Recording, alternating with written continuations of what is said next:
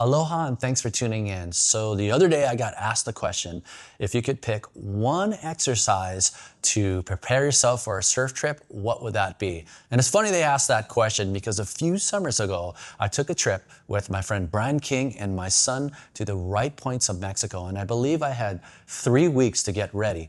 And if you know anything about this break, it's super long, leg burners, and not to mention when you get out of the water, you need to walk all the way back to that point. So it's very lower body and core dominant. Here's the scenario. Challenge number 1. There hasn't been surf in 2 months and I'm deconditioned and there's no waves on the forecast in Florida.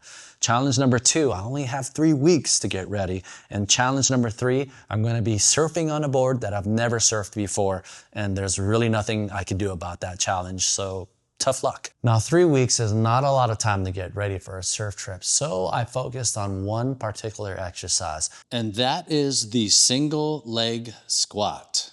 And you might be asking yourself, why is this exercise so important? Well, you get to work on strength, stability, and raw power that's going to be directly transferred over to your surfing. Not to mention, you're going to be working all these muscles. In this video series, I'm going to show you how to get to the single leg squat reach. But in this part 1, I'm going to show you how to do a regular squat.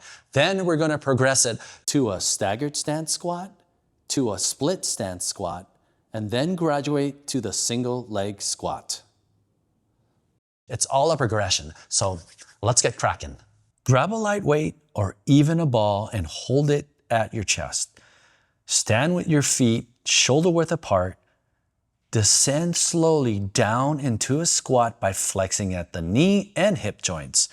So go as low as you comfortably can and try not to let your thigh go past parallel to the floor. Now gradually widen your foot position inch by inch. Do a few squats at each new stance. So your goal is to find that squat that feels the most natural and completely pain-free. So pay attention to your ankles, hips, knees, and lower back. Your body will tell you what works best, so listen to it. Now that we figured out our foot stance, we're going to talk about our foot turnout or foot angle, and everybody's going to be a little different. Stand with your feet together, close your eyes, and try to open up your feet shoulder width apart without looking at the floor. And after you've planted your feet, look down at them. That would probably give you a picture of your natural foot turnout. It's okay, you can go ahead and experiment with your foot angles. Find out what's the most effective, pain-free squat that you can perform. Okay, let's get back into that squat stance. Give me that natural turnout that you just figured out and grab a light weight or a ball, put it by your chest again, and let's try to squat.